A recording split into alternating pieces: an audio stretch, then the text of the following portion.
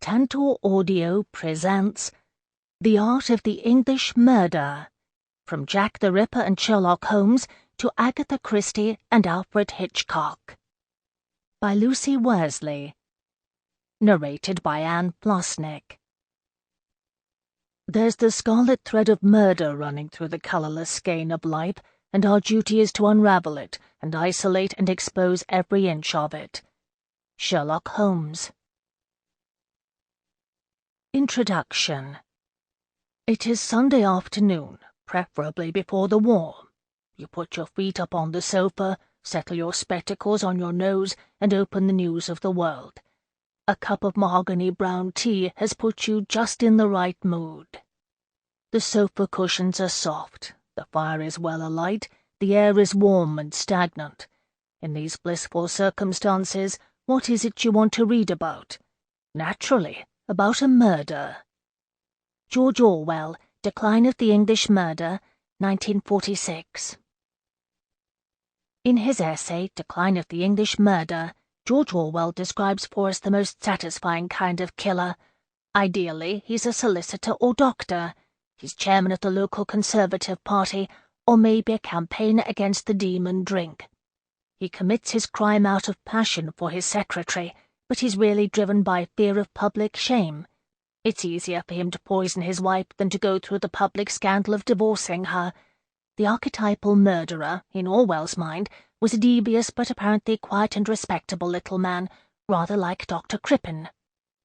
But it wasn't ever thus. Around 1800, people asked to imagine a murderer would have come up with a much more heroic figure, a gallant highwayman, or perhaps a charismatic career criminal who repents on the gallows.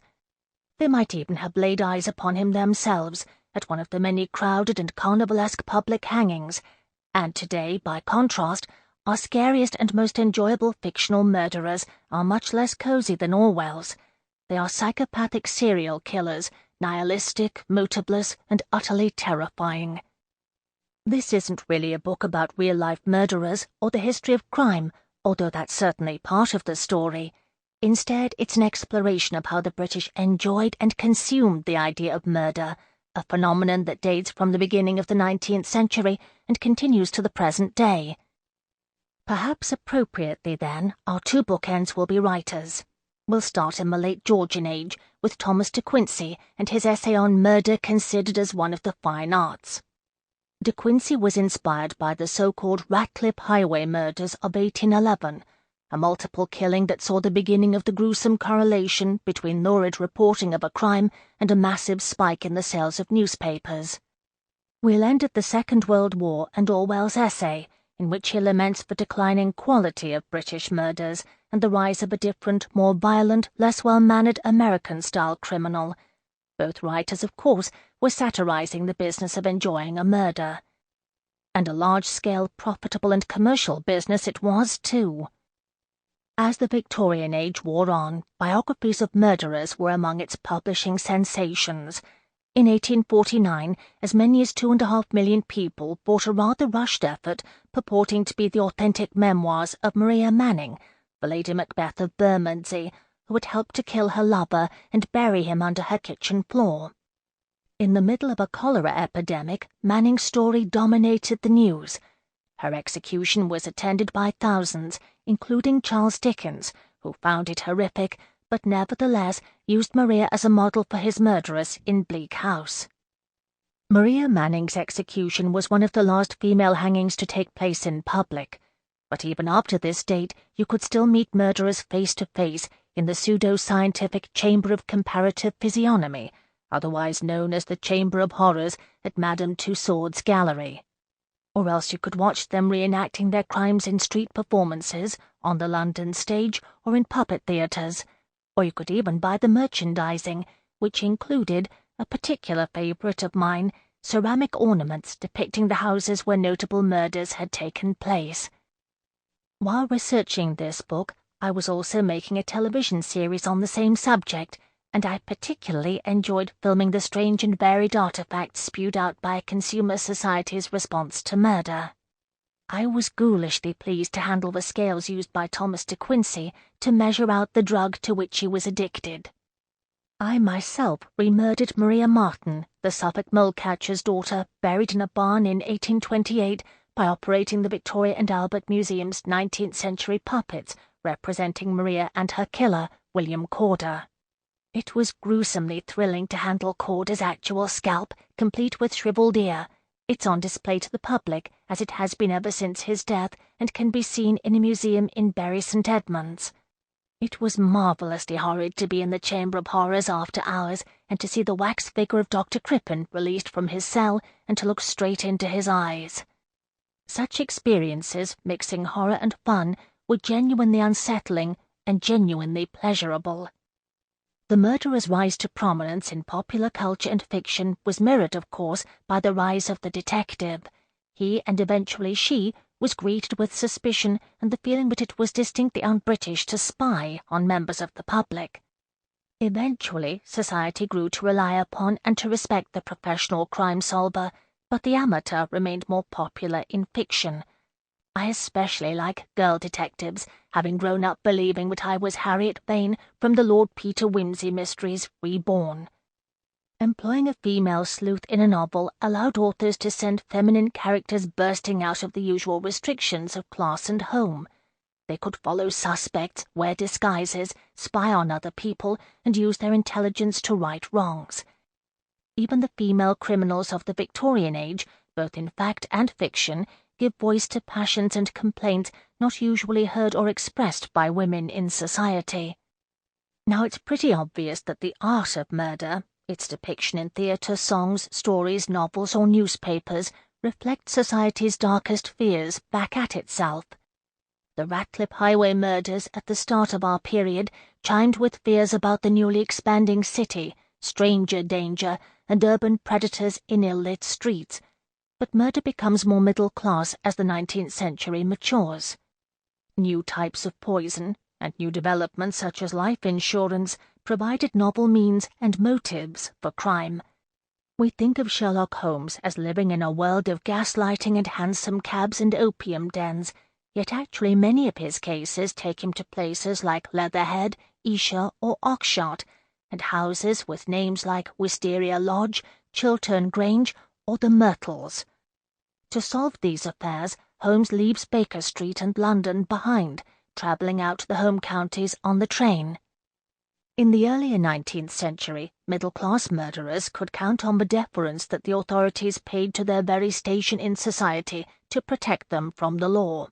The later Victorian period saw more and more middle-class murderers and murderesses being caught, and eventually they would find themselves, their concern for respectability and appearances, recreated in the works of Agatha Christie, Dorothy L. Sayers, Marjorie Allingham, Nio Marsh, and the other great crime writers of the early 20th century. Their world was rural and well-ordered, with country houses and cottages alike inhabited by readers of the Daily Mail. Into its confines, the writers of the detective novel's golden age sowed the seeds of passion and violence. But in their tens of thousands of light novels, a detective character entered the scene, cleared away the body, solved the crime, punished the wicked, and neatly tidied up all the loose ends.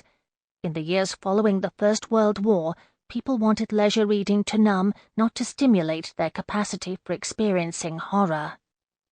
However, by 1939, something had come to seem a little too cosy about elderly ladies solving puzzles in vicarages. Graham Greene, with his insights into the mind of a killer, and James Bond, the swaggering spy, made them seem completely old hat. The old-fashioned detective may dodder on in fiction today, but since the Second World War, he or she has been eclipsed by nastier, more violent colleagues in the thriller section.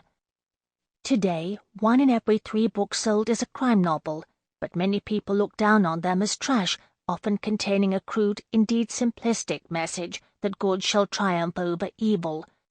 But crime fiction was the relatively unsophisticated genre which taught working-class people how to enjoy reading, and despite its lack of artistic merit, the literature of murder tells us not what people thought they ought to read.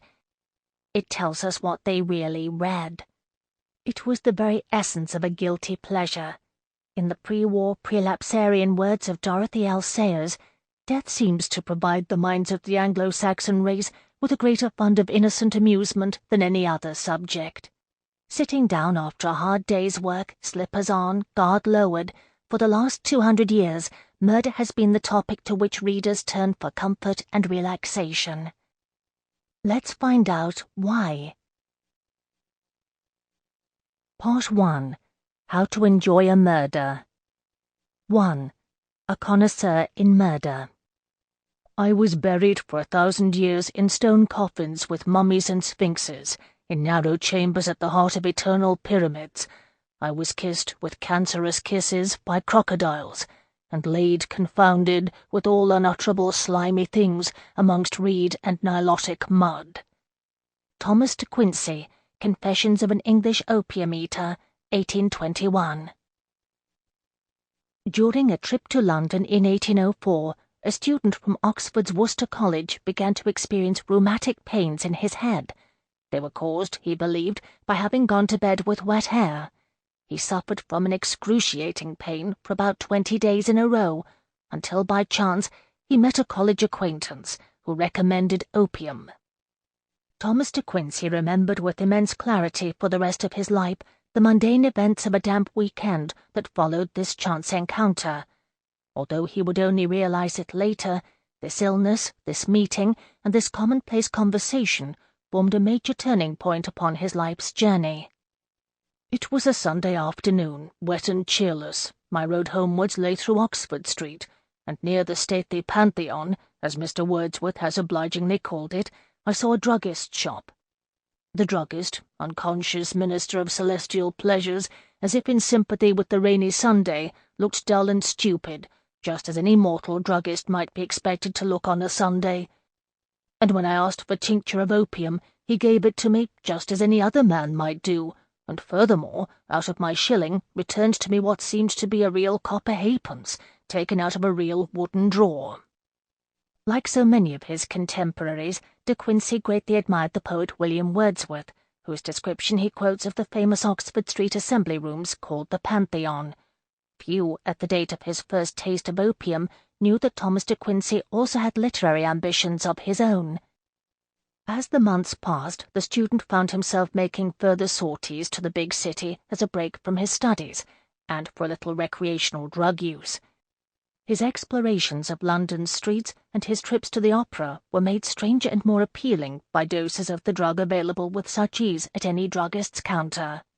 He found himself traversing immense distances, for an opium eater is too happy to observe the motions of time. Inevitably he got lost, but it seemed amusing rather than tedious. In these enjoyable early days as an opium eater, he was still in control. I used to fix beforehand how often within a given time and when I would commit a debauch of opium. This was seldom more than once in 3 weeks, for at that time I could not have ventured to call every day, as I did afterwards, for a glass of laudanum negus, warm and without sugar. Laudanum was the liquid form of the drug, dissolved in alcohol, often consumed in warmed wine, and, like the pills de Quincey obtained from the druggist, there was nothing shameful or unusual about the sight or use of it in late Georgian London. Readily available medicines, such as Mother Bailey's quieting syrup, or Godfrey's cordial, or Kendal black drop, sound beneficent, even health-giving, and yet the ingredient upon which they relied was poppy-based. Mrs. Beeton recommended that the wise housewife keep a good stock of opium in her cupboard. De Quincey's fellow users of opiates included the ultra-respectable and the creative, Florence Nightingale, Jane Morris, and Elizabeth Barrett Browning. He himself listed the opium eaters he knew as including the eloquent and benevolent, the late Dean of Blank, Lord Blank, Mr. Blank, the philosopher, a late Under-Secretary of State, and many others hardly less known, whom it would be tedious to mention. And opium eating was not limited to high society. De Quincey claimed that in Manchester, the city of his birth, work-people were rapidly getting into the practice of opium eating, so much so that on a Saturday afternoon the counters of the druggists were strewed with pills of 1, 2, or 3 grains in preparation for the known demand of the evening. Opium was cheap, and it was everywhere. As his larking about in London suggests, Thomas de Quincey was not a particularly conventional or diligent student. He'd experienced a period of homelessness before arriving in Oxford. In a fit of alienation, he'd left home, embarked upon a walking tour of Wales, spent all his money, and got into debt by borrowing against the expectations he had of a legacy. Estranged from his family, he ended up living in an empty house in Greek Street, Soho, comforted only by a prostitute named Anne of Oxford Street. But De Quincey had immense talent as a writer. After writing fan mail to William Wordsworth, he struck up an epistolary friendship with the writer whose lyrical ballads, assembled with Samuel Taylor Coleridge and with some involvement from his sister Dorothy, had become the centerpiece of the Romantic movement. When he reached the end of his Oxford career, De Quincey performed brilliantly in the first day of his examinations, but lost his nerve and failed to show up on the second. Soon afterwards, he departed for the north to live in the Lake District, at what is today called Dove Cottage, a house upon Grasmere formerly rented by his hero Wordsworth. De Quincey lent money, when he had it, to his new friends in Grasmere, but then he fell into a deep depression after the death of Wordsworth's daughter Catherine, to whom he had become close, and often passed the night upon her grave. His use of opium, which at first had been merely an occasional dip into an abyss of divine enjoyment, now became a daily necessity. The collection at Dove Cottage still contains a set of delicate 19th century Chinese scales made out of bone for weighing out opium in powdered form. It's usually very hard to say with certainty to whom such utilitarian items from the past might have belonged, but the wooden case in which these particular scales live is carved with a clear and rather convincing TQ. And he must have had frequent need of them. 250 miles distant from London, he described his life as being buried in the depth of mountains. And what am I doing among the mountains? Taking opium. As well as taking opium, he was reading Kant, studying German metaphysics, and living on what his fellow gentlemen would have called his private fortune. He spent a good deal on expensive books as well as drugs. One visitor described his rather chaotic living arrangements, which contained a German ocean of literature, in a storm flooding all over the floor, the tables and the chairs, billows of books. But De Quincey's inherited income was too inadequate to fulfill his needs. Financial necessity compelled him to leave behind his indolent ways and start to write essays for periodicals. He found it hard work. "He has always told me," wrote his editor, "but he composes very slowly, but his language costs him a great deal of attention." De Quincey had to persevere, though, for as time went by, he acquired further financial obligations in the form of numerous children. He married a farmer's daughter after having a child with her out of wedlock, and together they would go on to produce 8 more offspring. In 1821, with creditors snapping at his heels, he finally produced the piece of writing for which he is best known. Confessions of an English Opium Eater outlines the bizarre Oriental fantasies he had at first enjoyed under the influence of the drug. It made his name almost instantly. The fabulously creative visions he described, combined with the horrific squalor of his addiction itself, were equally shocking and attractive. Thomas De Quincey's reputation would wane in the 20th century, as his florid, luscious word games were seen as overblown. With the growth of counterculture in the 1960s, however, he became celebrated once more as a visionary and an example of a creative drug user. Those seeking validation for the powers of narcotics point to the fact that De Quincey's best writing is inspired by opium, and that his productivity rose and fell alongside his consumption. On the other hand, De Quincey himself wrote his confessions explicitly to warn others of the dangers of addiction, and to share the pain of his weaning himself off his dependency. He was not entirely successful in the former. The glamorous example he set seduced, among others, the Bronte sisters' disappointing brother Branwell into similar debauchery, without, however, similar achievements. The Family Oracle of Health, published in 1824, censoriously noted how the use of opium has been recently much increased by a wild, absurd and romancing production called The Confessions of an English Opium Eater. We observe that at some late inquests this wicked book has been severely censured as the source of misery and torment, and even of suicide itself, to those who have been seduced to take opium by its lying stories about celestial dreams and similar nonsense. And De Quincey's own troubles were not eased by his notoriety. People jealous of his success publicized the fact that he had fathered an illegitimate child. His family were evicted from their house for unpaid rent, and his wife was threatening to commit suicide. De Quincey was failing to meet the demand for his articles from the editors of the London magazine. Desperate for money, he roused himself to produce some essays for Blackwood's magazine. Among them was a playful, creative, coolly humorous piece called On Murder Considered as One of the Fine Arts. De Quincey's essay on murder, a complex exercise in sinister irony, as his biographer Greville Lindup calls it, was published in February 1827.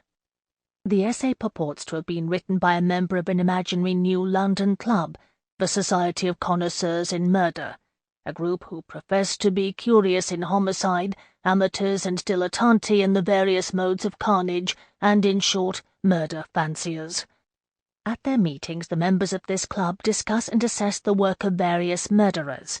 Every fresh atrocity of that class which the police annals of Europe bring up, they meet and criticize as they would a picture, statue, or other work of art. The members of the society, like De Quincey himself, were what we might today call achingly cool hipsters.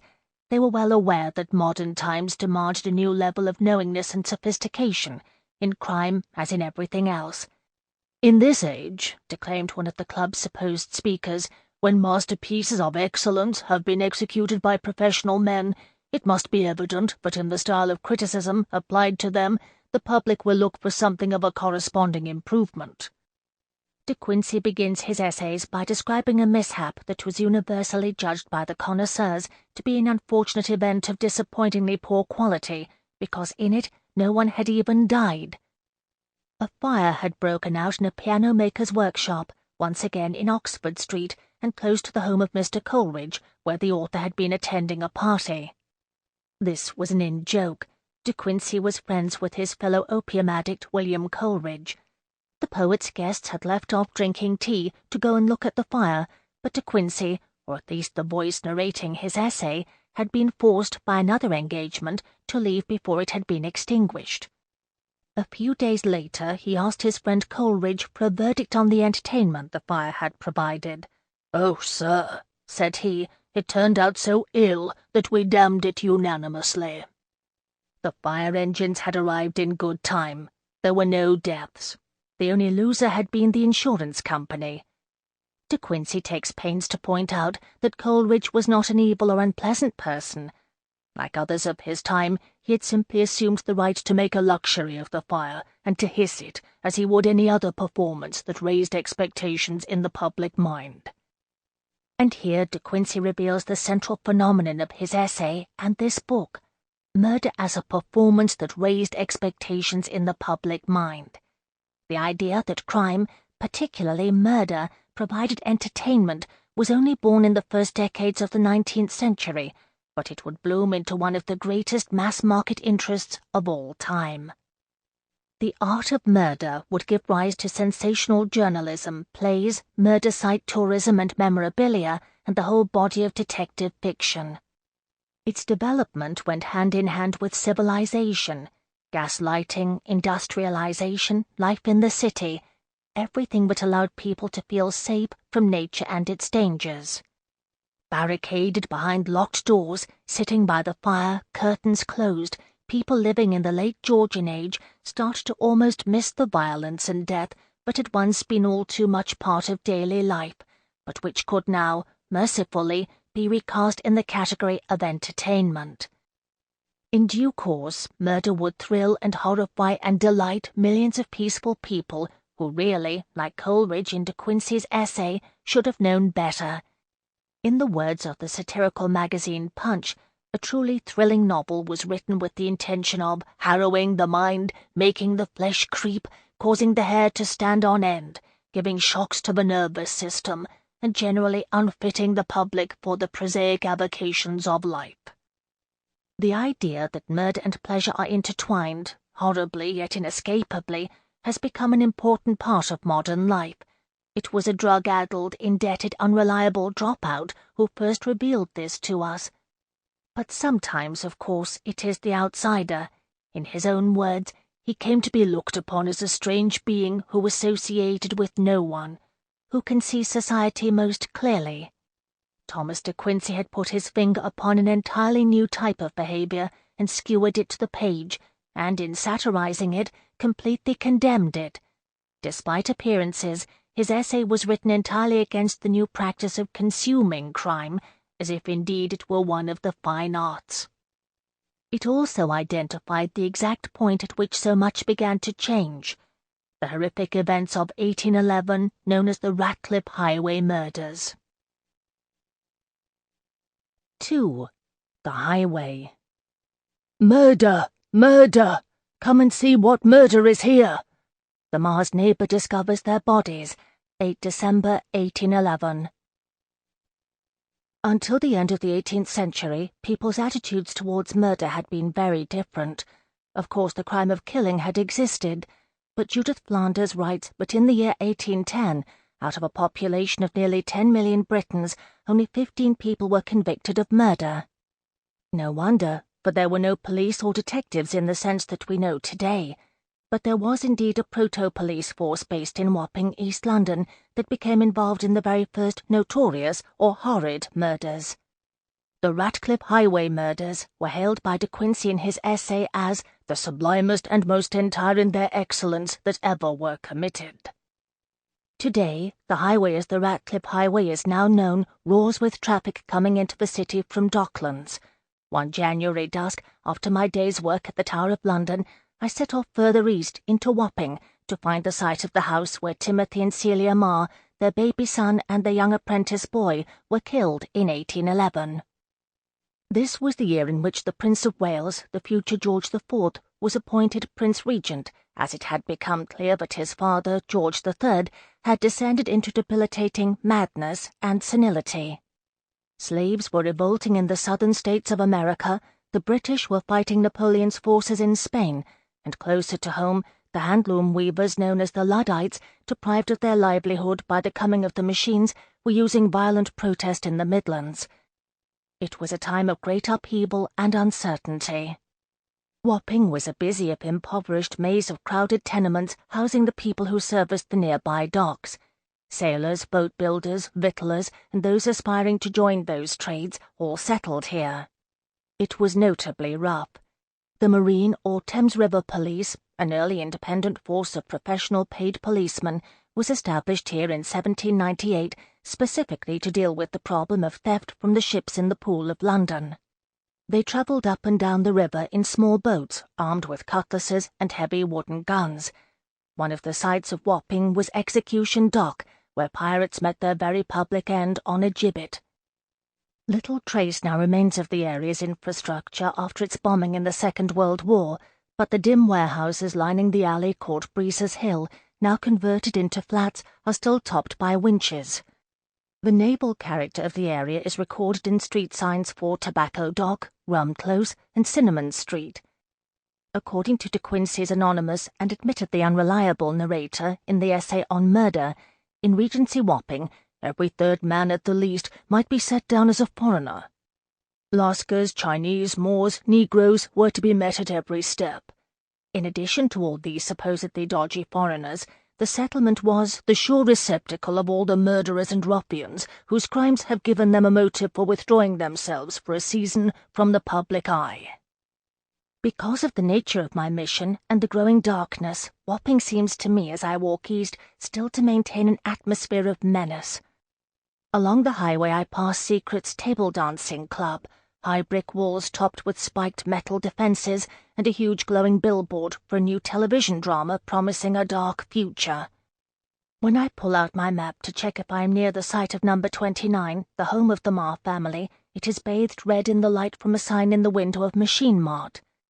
I am disturbed by a woman with a buggy who bumps into me from behind while coming out of the 24-hour McDonald's attached to the neighbouring petrol station. My map reveals that I am in exactly the right place. My jumpy journey to Wapping was made in the spirit of murder connoisseurship that Thomas de Quincey identified and condemned. but I find my nerve and sense of irony failing me as I peer down dark, deserted, cobbled streets. Wapping is not a dangerous area now. It's known for newspaper production, 1980s yuppie housing. Sample complete.